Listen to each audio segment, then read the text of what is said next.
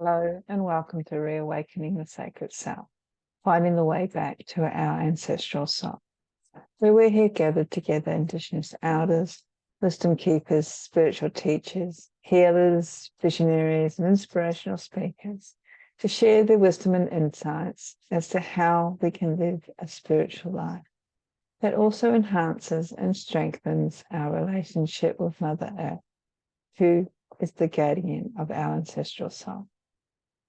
My name is Billinghurst. I'm your host for and the creatrix of this event, and I'm coming to you from Kaurna country, where the Kaurna people of the Adelaide Plains are the traditional custodians of this land. So, mani ngā pati. Welcome, everyone.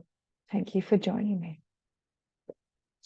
Before I start talking about why I believe it is our responsibility to reconsider integrating our spiritual practices so that they align more with Mother Earth, I thought I would take a few moments just to introduce myself for the benefit of those watching who are not familiar with me, do not know me, and also provide maybe a little bit of a background as to why I decided to create this online conference. So, about me. I am originally from New Zealand, and despite living in Australia for over 30 years now, and even holding a piece of paper that states that I'm Australian, in my heart, I am still very much called to declare that New Zealand is my home. I grew up in that country, and as a teen, I started to explore the various spiritualities because at the time what was presented to me, and I'm quite sure a number of you watching this conference can relate to, nothing really resonated with me. Around this time of my exploration, I was first introduced to metaphysics, the concept of the evolution of the soul, in the attempt to understand why I'm here, what is the meaning of life, all those age-old unanswerable questions that we come across every now and then. I moved to Australia in the early 1990s that seemed to coincide with an eruption in the New Age scene. And ironically, Adelaide, where I reside, is known as the city of churches due to the number of churches based in the centre square mile.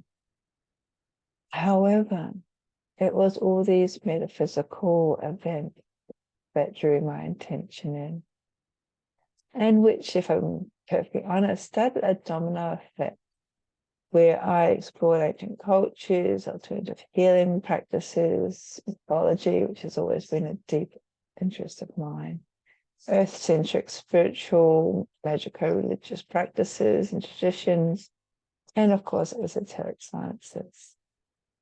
And most of these various strands, shall we say, I saw as having a common thread or threads that are interwoven all through them. And even today, some 30 odd years later, I continuously interweave all these interests. So doing all this soul exploration while working in a professional environment was exhausting, to say the least. Not to mention extremely energetically draining, especially the more aware of the concept that there's more to us than our physical bodies that I was beginning to understand. So I guess it was little wonder that in 2015, I had a real big soul shift. And my soul actually forced me to stop and refocus on the priorities as I was diagnosed with early stage breast cancer. So going through conventional treatment, which was essential due to the type of cancer that I had, and also the fact that there was a family history. And if I am 100% honest, I would say and admit that it was actually my interest in belief in a lot of the teachings around the metaphysics and the esoteric sciences, and also the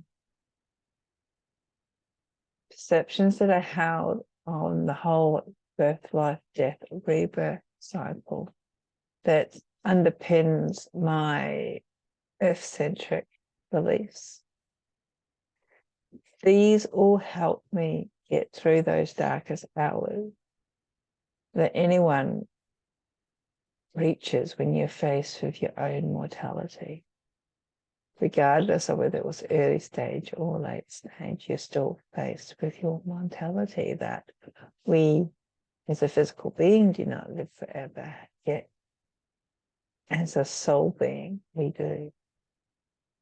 And it also provided an opportunity to reassess my life, especially when the world that I had known up to that point virtually fell apart. And I describe this falling apart as grains of sand slipping through my fingers in my book, Encountering the Dark Photo. This loss, however, created an opportunity in the space for something else to be back. And here we are in 2023, some 8 years on, and it feels like this birthing process of this new opportunity is still happening. And I say that because personally I feel I have a lot of loose ends to tidy up for giving up my day job, so to speak, completely, and fully embracing my soul calling. And sometimes I wonder if I even know what that is. Does anybody truly know what that is? As I mentioned earlier, I have a number of interests. I have a number of pies that I have my fingers stuck into, so to speak. And which one would be suitable to focus on, to use as, say, an income stream, so to speak, so the bills are paid, our normal day-to-day existence are taken care of. But I'm digressing. And this is the sort of person that I am. I'm a ponderer, I'm a philosopher. I question life, aspects of life. Why are we here? Why do we do things? This is something I have always been interested in. So little wonder that I am interested in psychology, pseudopsychology, esoteric sciences, the metaphysics, our interrelationships, not only within ourselves and other human beings, but also the cosmos and our relationship with the earth, Gaia, our planet. All of this is very important to me. And in more recent times, something has been gnawing away, and that seems to be this increasing sense of dis-ease, unsuitability. And again, this is where I sort of move from the logical, science-driven, day-to-day, mundane thinking self into the subconscious, into the metaphysical, esoteric, the pondering the ancient self, wondering what are the answers. And if you're anything like me, and if you're watching this, there's something that has drawn you to this conference, to this video, to this presentation. And you may be finding yourself in a place where you are looking out at the world we are currently living today, 2023, and just wondering what is going on? Where are we heading? It's like, can I say this? going to hell in a handbasket. I'm not sure if it's good, bad, or indifferent, but there seems to be intense and extreme weather events. All these once-in-a-lifetime floods, once-in-a-lifetime wildfires or droughts, which seem to be happening too often, for my liking anyway, to be once in a lifetime.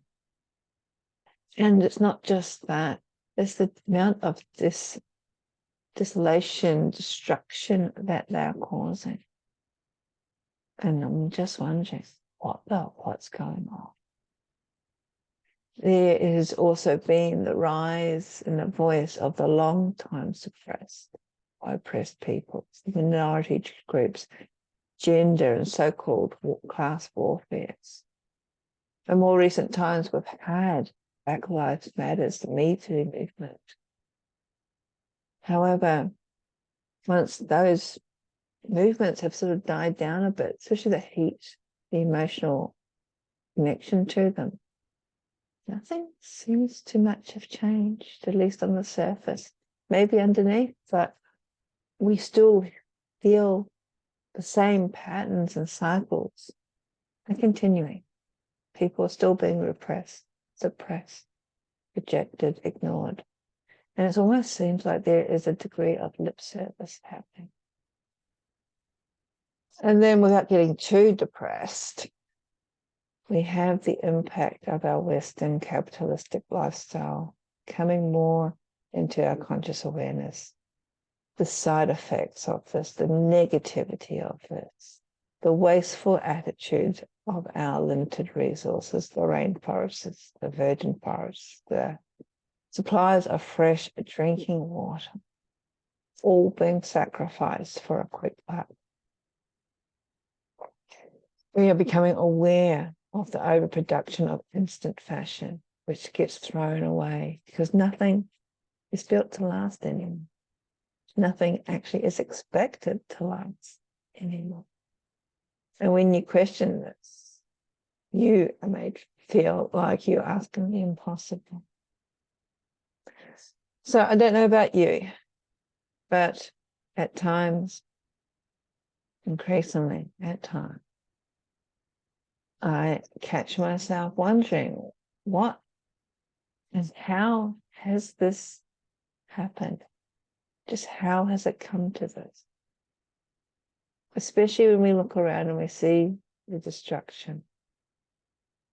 And yes, it is quite saddening, even more depressing. Little wonder so many people, especially young people, are feeling depressed. And this is because for years, for decades even, we, and by this I mean the collective we, have known all about this, have known the cost of our footprint on the earth.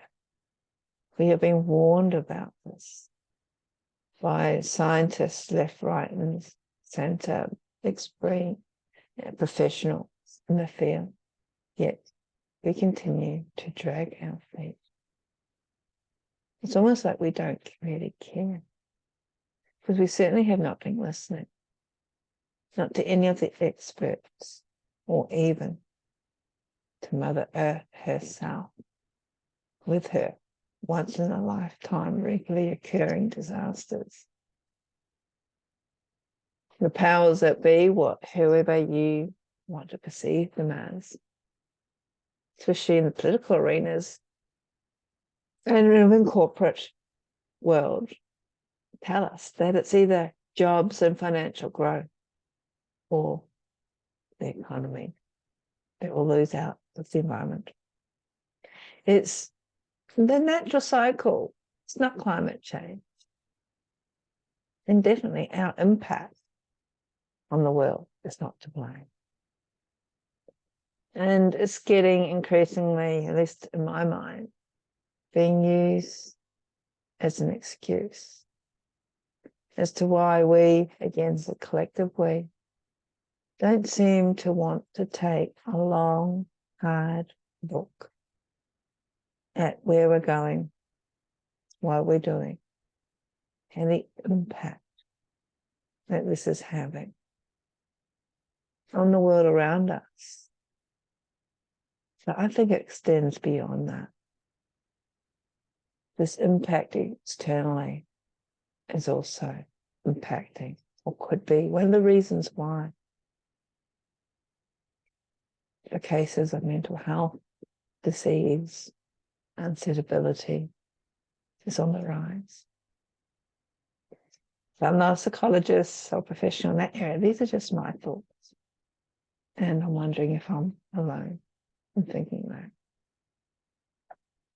And what really struck a chord to me is probably last couple of months ago, more recently, I watched a documentary by the famous, the wonderful Sir David Attenborough, who seemed to have grown up watching his documentaries on nature. And this one was very sobering because it was about the rate that species are being pushed to extinction, largely due to our humans, our insatiable appetite for money and stuff. And this insatiable appetite is destroying a habitat. Now, this isn't new news, yet it was the speed of which this is occurring and the speed of which this impact is having that really made me sit up and take notice.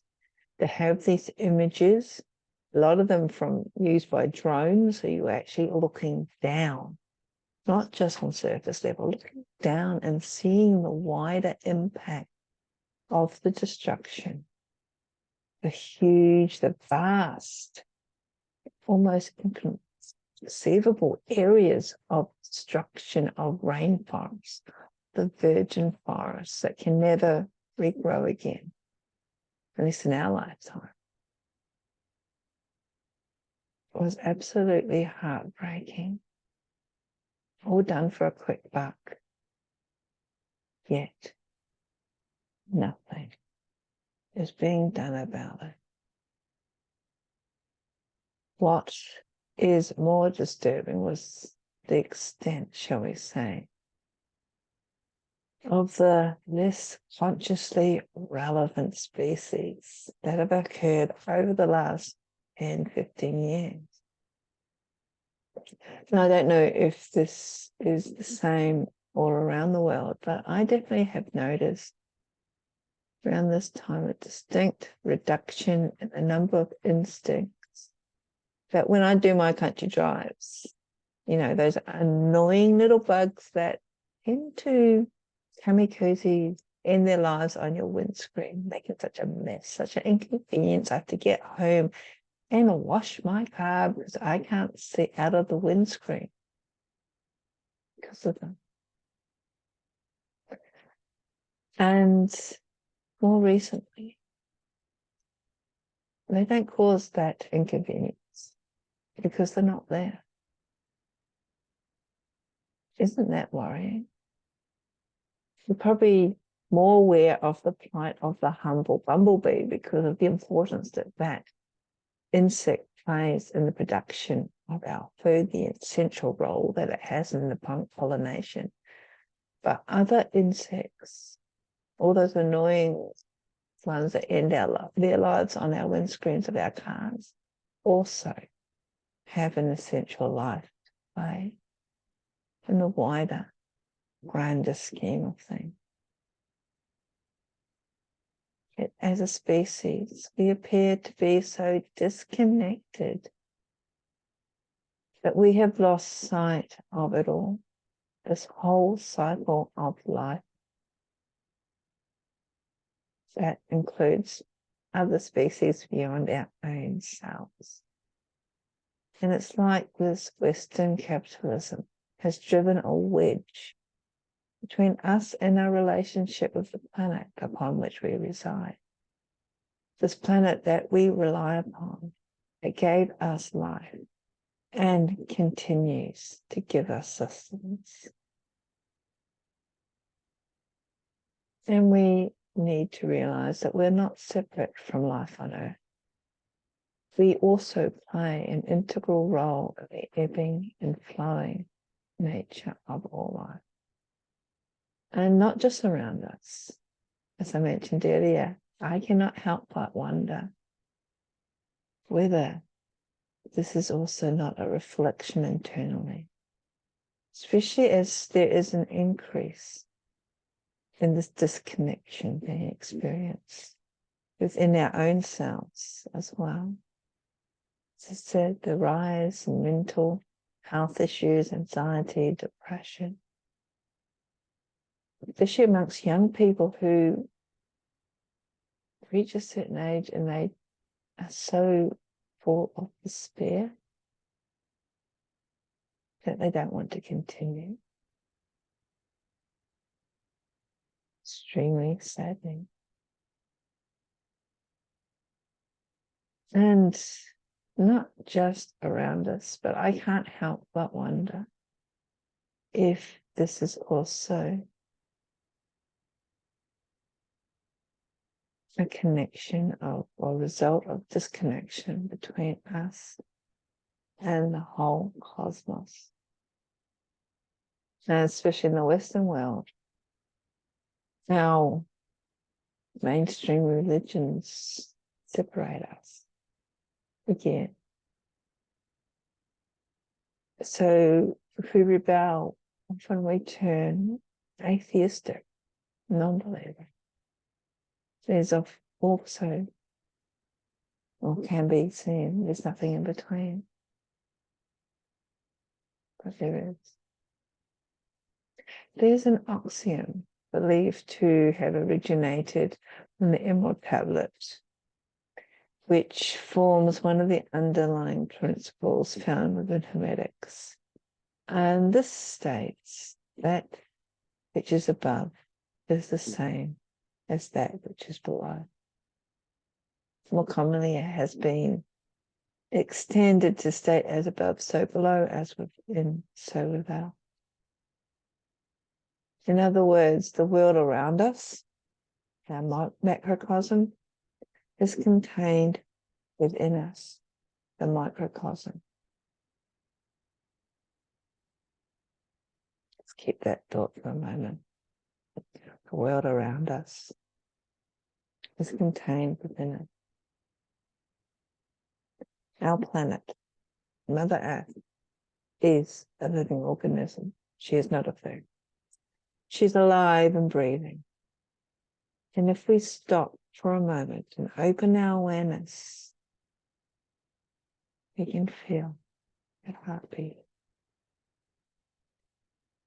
Yet we see her as a commodity, something to fight over, something to own, something to trash. Have you left it too late? Or are we at this crucial tipping point where we need to make some seriously important changes? And in order to do these effectively, we also need to look within. Because attempting to change our macrocosm, our external work, without changing this internal work, is not working. We need to stop and truly or properly address our own selves. Look at our own personal souls. We need to pull back layers, the protective illusionary veils, and take a long, hard look at ourselves. The way that we perceive our world, our attitude to life, our interaction with other people, our own selves, and more importantly, our connection with Mother Earth. We also need to look at some of these so-called spiritual practices, and instead of undertaking a label because we're suffering from FOMO, fear of missing out, we need to really explore what we are running from, what we're hiding from, what we're trying to escape from. We are not all that different, not as a species, not as race, nor gender. There are basic or fundamental, underlying things that are vitally important to all of us. And these stem from the earth, our connection with the earth. We need to realize that this fear of missing out leads to greed. Greed that we see where resources are stockpiled because of taking just enough for now and leaving the rest for later. Why doing us out? So we stockpile things, but the stockpiling leads to waste and destruction. Also pain and trauma to somebody else or something else. But as long as we're all right, Jack, we don't seem to care. We have disconnected our microcosm from our macrocosm. So some of the techniques, practices, processes that we can do to address this are discussed within this conference by the presenters, who I have been extremely fortunate and humble to speak with. Not all have resonated with me personally, but the whole idea of doing this conference is to get the word out. Because in order for us to move forward as a species, we need to look at the past. We need to sit down and listen, to take ownership and responsibility, to understand the impact, the pain, the result that maybe our race and our culture has impacted upon someone else. And for some of us, this can be or will be very difficult, very uncomfortable. Just to sit and listen. And of course, there may even be situations that appear irrelevant, especially for us. Yet, for other people, it's actually vitally important, because such a space has never actually been given. And it's from this context that we hear about white privilege. Sometimes we just need to allow space. It's not always about us. And there may be some deep-rooted emotions rising up, and that's okay. It's tough times we're in. We have long been forced, encouraged, even taught to ignore emotions. So much so that we no longer have the tools, the mental or emotional coping mechanisms to safely do and deal with such emotions when they arise. We don't know how to express them appropriately, how to react when someone else is expressing them. Sometimes we don't even know how to recognize them.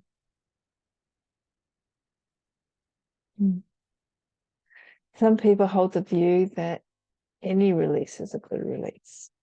And as I said, I'm not a psychologist, so I personally cannot offer any suggestions as to why or how this is, whether it is or not. All I can offer is what works for me. That is writing and meditation. And it's really interesting when I've been doing all these interviews, how many speakers, regardless of their spiritual, racial background, where they are in the world, even cultural backgrounds when I'm thinking about it, how many have come back to the concept of meditation?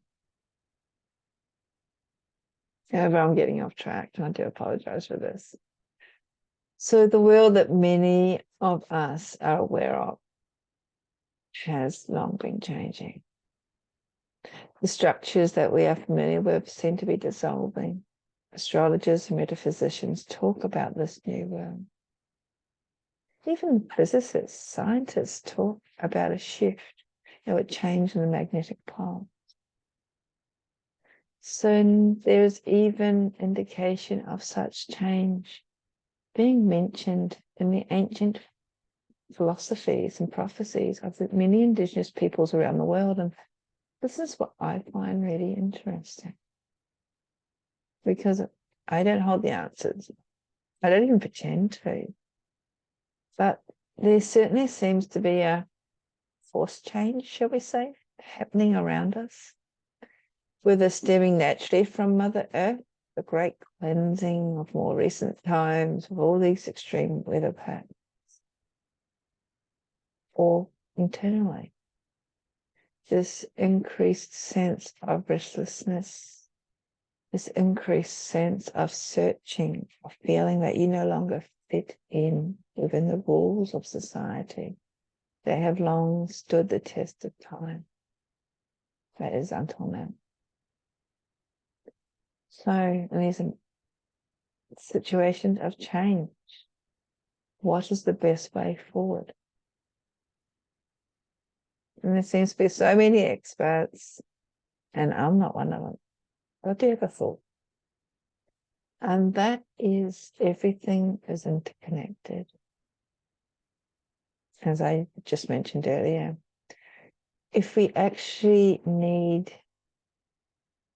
to focus on this change, maybe we should stop attempting to change our external world, the macrocosm, and focus back on our internal world, our microcosm.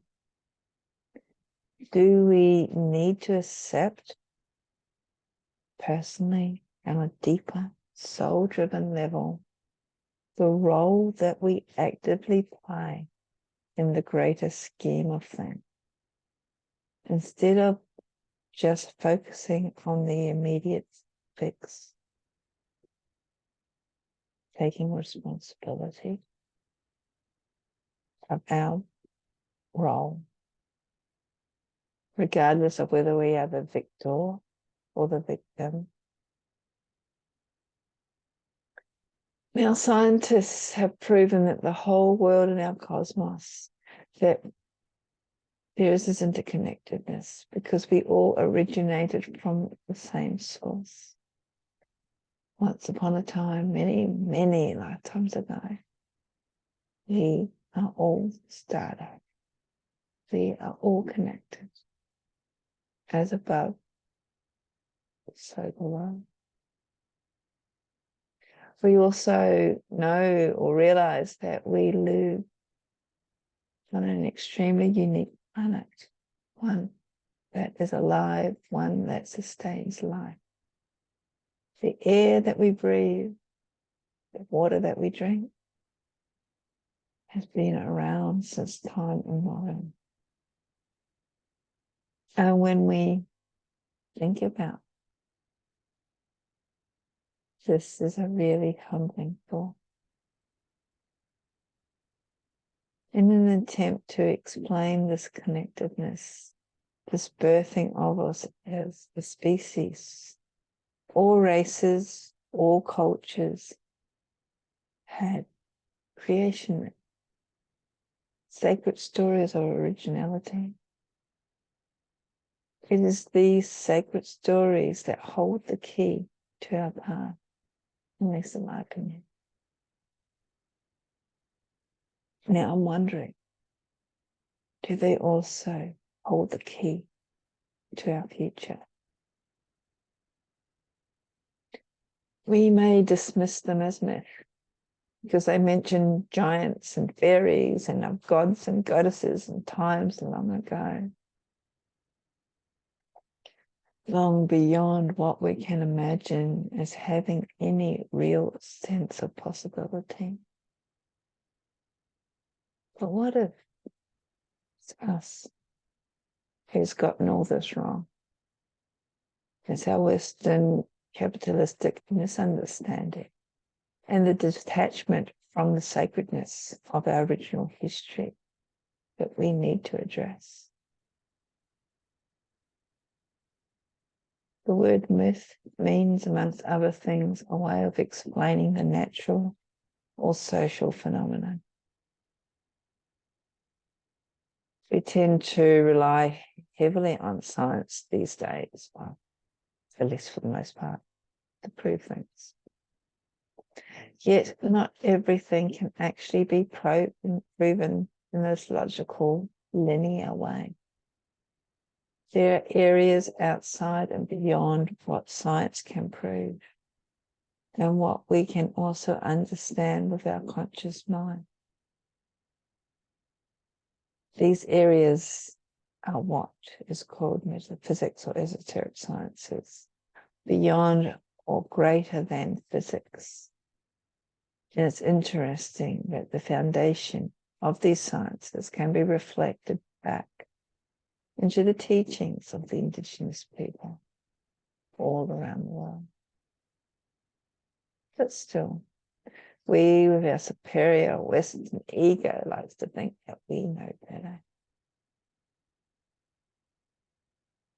And while in the West, some of us, especially those of us with Caucasian heritage, we may feel that we no longer have Indigenous teachings or a culture of our own, but we do. It is just buried deep, so deep, below the layers of programming and disconnection that has built up over the, I was going to say centuries, but aeons. It's a long, long time. We too once lived closer to nature and were more keenly aware of the natural ebbing and flowing cycles of the moon and of the season. And if we are perfectly honest, it was not all that long ago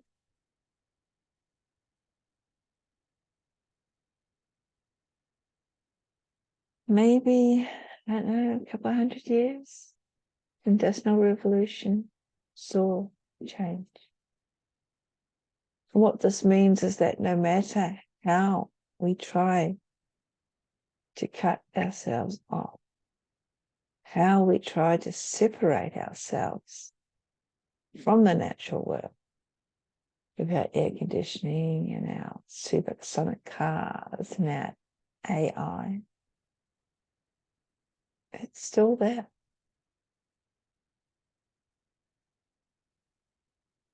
Have you noticed how we relate to time? This is an example. Originally, we once looked at the rising and setting sun as it moved across the sky. And then 16th, 17th century, I think, we invented clocks. They had a round face to mirror that of the natural world being cyclic. And we can see the hands moving around and around in a cyclic nature, enhancing this connection, so to speak. And then in the 80s or 90s, the digital age arrived. And we got numbers. With our artificial light and our 24-hour lighting, dark skies have become a rarity. We no longer see the stars. We no longer see hands moving around. We see numbers flashing. The side effect of no longer being aware or consciously aware, or subconsciously aware maybe, of the dark skies, the darkness, has resulted in us being afraid of the dark. We live in air conditioning and central heating homes that makes us less and less prepared for extreme weathers, let alone becoming aware of the drain of these natural resources this is having and the side effects on the planet as a whole. We are increasingly becoming wired to our technology. Our smartphones are actually making us less smart. It's rather ironic when you think about it. And I'm not even going to talk about what's in our food. I'm very fortunate of having a bit of a garden at my house. And I can still recall tasting the first tomato that I grew myself and marveling how different it tasted to the store-bought greenhouse or artificially ripened tomatoes that I had been so familiar with tasting up till then. I do believe that AI is making us less human. And we're starting to see the impact on second, third, even fourth generations of humans. Has this contributed to the increase in mental illness and behavioral patterns? I can't help but wonder this. Maybe even a little influence. Are you agreeing with me? Maybe I'm just waffling. I tend to do that. And I have these thoughts. So I guess I decided to put this conference together because I wanted to know what we can do to bring ourselves back into balance. And this is the underlying theme of this conference. We may not all have access to Indigenous peoples or forests or wild spaces for us to go walk about and get back to nature. Our lives may be filled with us simply trying to make it through the day, to provide food on the table and a roof over our heads for those who we are responsible. But I still believe that we all need to stop and take a long, hard look at ourselves, especially those of us who are spouting off of just how spiritual we are. What does this mean to us? Is this merely lip service? Do our spiritual practices actually integrate with our everyday waking consciousness? Do we actually walk the talk? One of the greatest gifts we can give ourselves, our planet, future generations is time. Even 5 minutes, 10, to slow down, to even stop, to listen, to unplug ourselves from these labor-saving devices,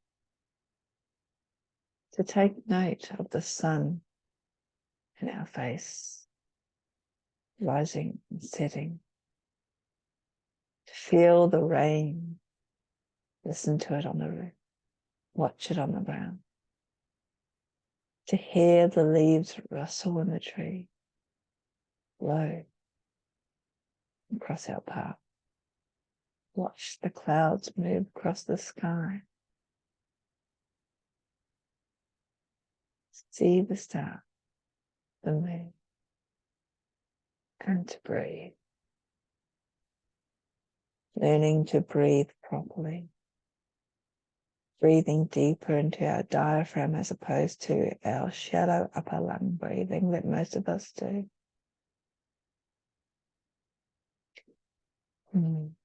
There is so much I want to share, so much that I have in my head, questions. Some of them are probably unanswerable questions.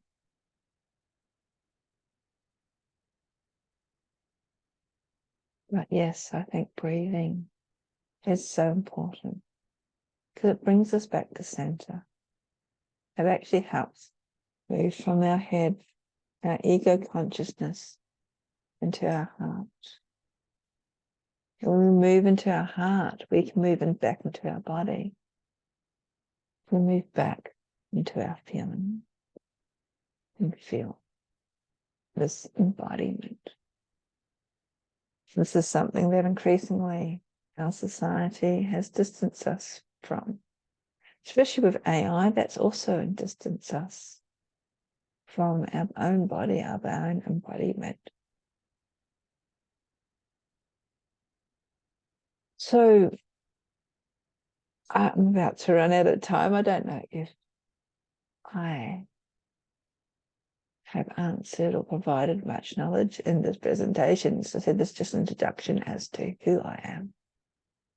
The many thoughts have been going through my head that have led to this conference. And I do hope that you find some answers, some inspiration, some techniques, practices to adopt fully, to integrate fully into your daily lives, into your mundane, that you can then bring out into the world around you, to enhance it, to reconnect back with Mother Earth, who is the guardian of our ancestral soul. And through this connection back to our roots, and we are all from the same root, we can then see a shift changing physically, mental, emotionally, our interaction with the world around us. And we're at this pivotal point in time where we really seriously need to do this, if only on an individual level. Even if our government or those around us are dragging their feet, if this is something that you're really feeling we need to do it. And you may be feeling overwhelmed because what can one person do? Change the world. There are many one persons out there. We just need to take that courage within our own selves to take that first step. Like that pebble being thrown into the pond and the water rings move out to touch other people around. Coming back to our own sense of integrity as opposed to doing what other people are doing purely because we are afraid or think we're unable to walk in our own truth. And again, this is where the breath comes into. Breathing into our diaphragm, breathing into our bodies, we become more connected with that sense of truth that lies within us. We drop out of this egocentric, I need to do this because it will make me important or special, to this, I need to do this simply because my soul yearns and calls for it. So I'm about to run out of time. Before I go, I would like to mention that I am giving away 3 free 30-minute Reboot Your Life session that I offer. Now, these Reboot Your Life sessions could be a past life regression, it could be therapy, spiritual counseling, it could be a distant healing or an oracle or tarot card reading that will be done over Zoom. So these are some of the modalities that I have explored and been trained in over the year. So if you are interested in going in the draw for one of these 3 free readings, please see the link below and you'll be able to register through that link, and they will be drawn at the end of this conference and you'll be notified. And I'm also giving or hosting a free webinar entitled The Moon as a Portal to Mysteries. And this will be aired on Tuesday the 24th at 7 a.m. Australian Central Standard Time, which equates to, I think, Monday the 23rd, about 2:30 p.m. Pacific time in the US, or 10:30 p.m. in Europe, or in particular the UK. So during this free webinar, the moon as a portal to the mysteries, we'll be looking at the moon, our closest luminary body, and also doing a little bit of moon magic. It's very popular these days. They're very wanting to manifest with the waxing moon and vanish at the waning moon. However, I have been studying and initiated into various earth-centric spiritual practices for over 30 years.